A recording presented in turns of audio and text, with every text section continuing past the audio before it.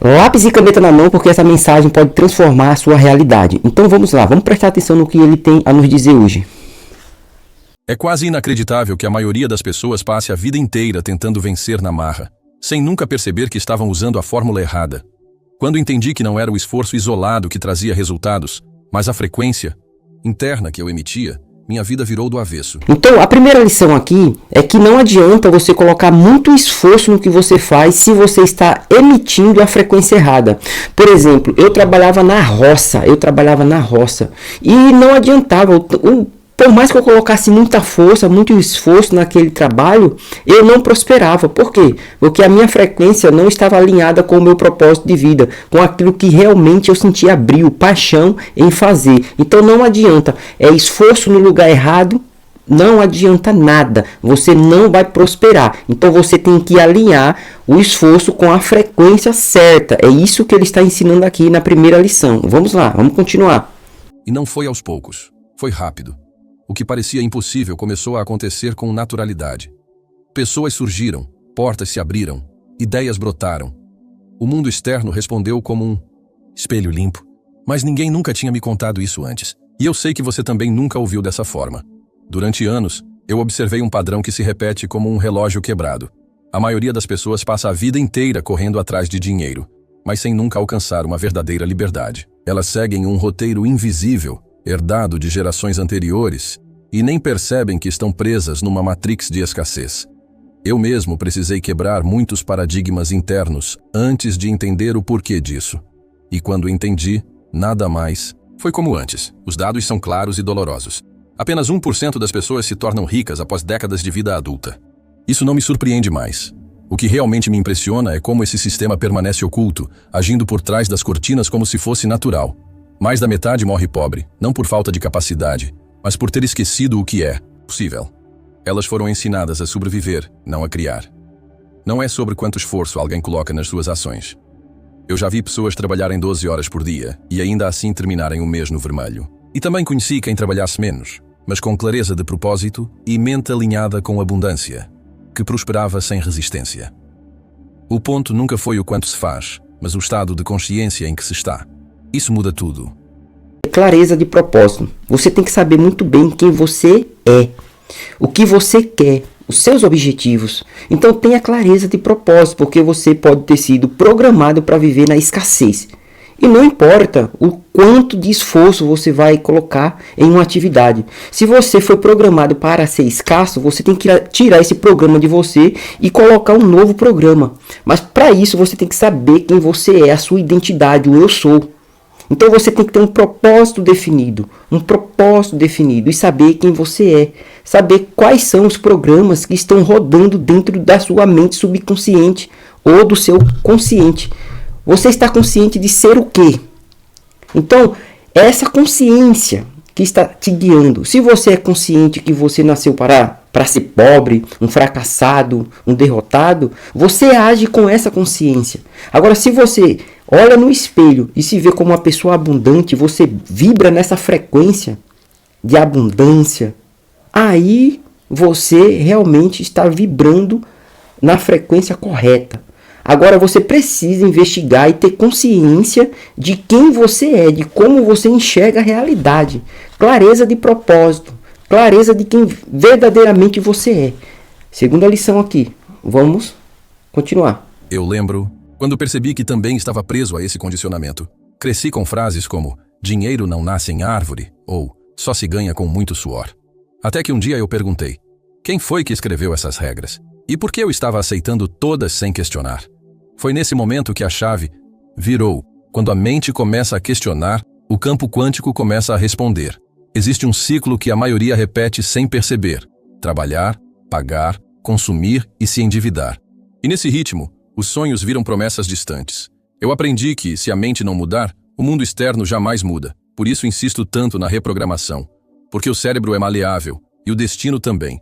Desde cedo, fomos doutrinados dessa forma. Eu ouvi diversas vezes a minha mãe repetindo essa frase. Olha, filho, dinheiro não dá em árvore. Olha, a gente não tem dinheiro. A gente não tem como comprar isso, não tem como pagar. E aí, isso vai entrando dentro do seu subconsciente e você vai repetindo isso, né? Um programa de escassez, realmente, que você não pode, você não tem, que você tem que seguir aquele método tradicional, trabalhar 8 horas, receber pelas suas horas. E aí você só repete um padrão comportamental, até que você desperte e faça, né, esses questionamentos. Olha, mas por que eu faço isso? Para quê? Qual é o objetivo? Então você tem que investigar de fato o porquê e o para que você faz. Qual é o seu propósito de vida? O que você quer deixar aqui como legado? Tá? Então desperte o mais rápido possível. O porquê você faz o que você faz. Você faz as coisas sem questionamentos. Você tem que questionar. É o princípio ali da sabedoria, o questionamento, as dúvidas, para você conseguir chegar na sua verdade, naquilo que você quer deixar como legado aqui para as próximas gerações. Então, vamos continuar. É preciso coragem para sair do automático. A verdade é que muitos vivem numa escassez programada, como se fosse uma maldição hereditária. Mas não é. É apenas uma repetição inconsciente de ideias velhas, que se tornam verdades porque nunca foram desafiadas. Então veja bem, ele fala que é preciso mudar internamente para você enxergar e para você manifestar uma nova realidade aqui fora. Porque se nada mudar dentro, não adianta você ficar esperando respostas aqui fora. Não adianta você ficar esperando um governo melhor, um mundo melhor, a volta de Jesus para tudo melhorar. Não adianta você ficar esperando fora. Você tem que agir a partir daquilo que você é dentro.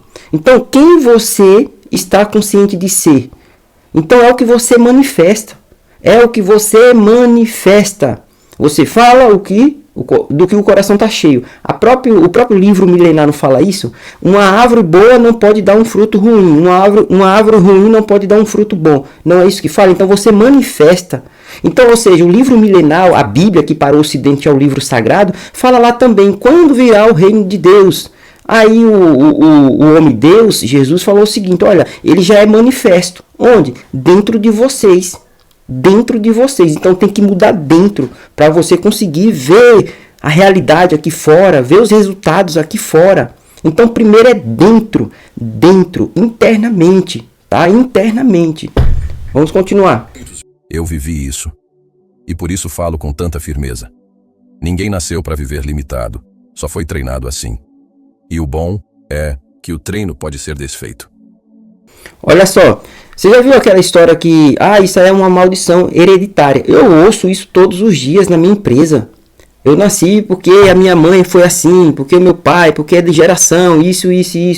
Sabe, isso é tudo balela. Não é porque seus pais tiveram uma vida de dificuldade que você foi amaldiçoado para ter essa vida também. Você pode mudar. Ele mesmo fala em seu livro aqui, ó, que você não está condenado ao seu genes. Ele fala isso aqui, ó, no livro. Ele diz o seguinte, olha só o que ele diz. Olha só o que ele diz aqui, ó. Neste livro, você vai aprender que não é prisioneiro de seus genes. Que a expressão genes é mutável quando você começa a pensar, agir e sentir diferente. Ou seja, você não é escravo do seu meio, daquilo que você ouviu, daquilo que você vivenciou. Você pode experimentar uma nova realidade a partir dos questionamentos, a partir da sua ação, de seus hábitos. Então mude essa realidade que você não está gostando. Não quebre esse padrão de maldição, que fala, é uma maldição hereditária. Então rompa com isso se você acha que é uma maldição. Nada mais é do que hábitos. Você programou, é por isso que você age dessa forma. Então mude hoje. Você tem a oportunidade de transformar sua vida hoje. O que me libertou foi perceber que a realidade não é um reflexo da sorte, mas do estado de ser. Quando compreendi isso, tudo ao meu redor começou a responder de forma diferente. Pessoas, oportunidades, ideias, tudo passou a se alinhar com um novo padrão interno. E esse padrão é algo que qualquer um pode instalar. Basta querer enxergar com novos olhos. Foi nesse ponto que comecei a olhar para o poder da imaginação com outros olhos. Eu vi crianças criarem mundos inteiros com simples objetos e percebi. Ali havia uma força que os adultos haviam esquecido. Uma chave escondida atrás da rotina. Uma ponte entre o invisível e o possível, que só começa a surgir quando a gente decide se lembrar do que sempre esteve dentro. Quando eu era criança, fingir era natural. Um cabo de vassoura virava cavalo. Um lençol se tornava capa de super-herói. Mas conforme fui crescendo, Me disseram para parar de sonhar, para ser realista. E foi aí que me afastei de uma das ferramentas mais poderosas da criação, a imaginação aplicada com intenção. Só depois de adulto eu percebi que aquilo não era brincadeira. Era uma tecnologia espiritual. Hoje eu entendo que fingir, do jeito certo, é um ato sagrado. Quando eu finjo com propósito, não estou mentindo para mim mesmo. Estou me conectando com uma frequência onde aquilo já é real. Fingir, nesse contexto, é encenar com consciência uma nova versão do meu ser. É me vestir com o futuro antes dele chegar, como se eu dissesse ao universo, já está feito. E ele responde, porque vibração não distingue real de imaginado. Eu comecei a fazer isso com pequenas coisas.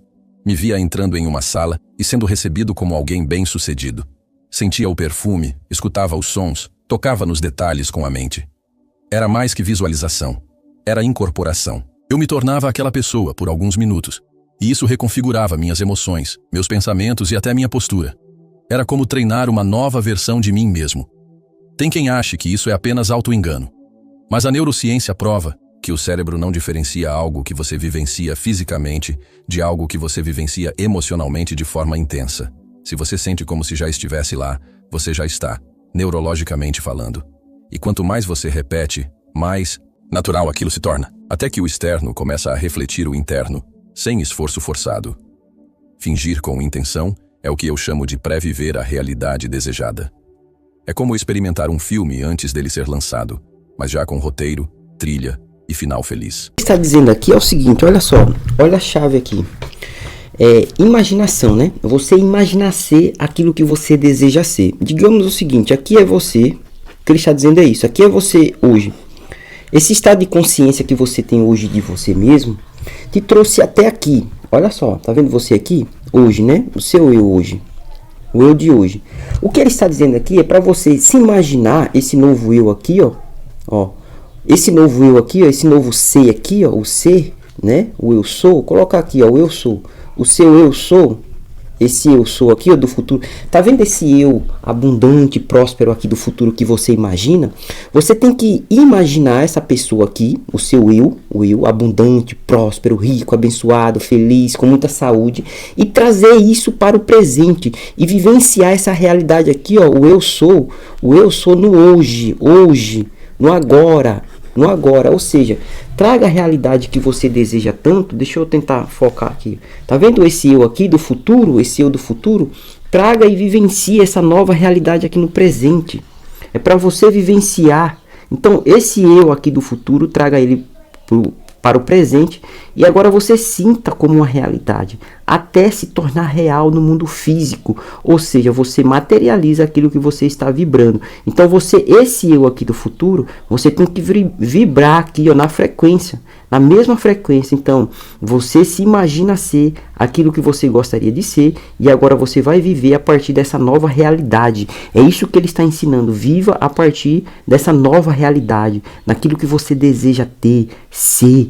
Então traga o seu eu do futuro para o presente e viva como se fosse real, porque a neurociência, como ele fala, já provou que quando você se imagina ser aquilo e você age, você sente dessa forma, o cérebro não sabe distinguir o que é real do irreal. O que é real? O que é irreal? Porque você está sentindo aquilo como realidade, como verdade. Então, ou seja, finja ser até você materializar a coisa, até você realmente começar a lhe provar e sentir em sua realidade essa verdade absoluta. Por isso que uma criança, né, como ele fala, fica ali usando o mundo da imaginação para brincar como se fosse uma realidade, como de fato aquilo dali fosse real. Isso é incrível, é mágico. Eu vejo minha filha aqui pegando um cabo de vassoura aqui, transformando em um cavalo. Para ela é real, é uma realidade. Ela sente como uma realidade. Então, ou seja, traga o seu eu aqui, ó. Traga o seu eu do futuro para o presente. E viva e sinta como real. A fé é isso.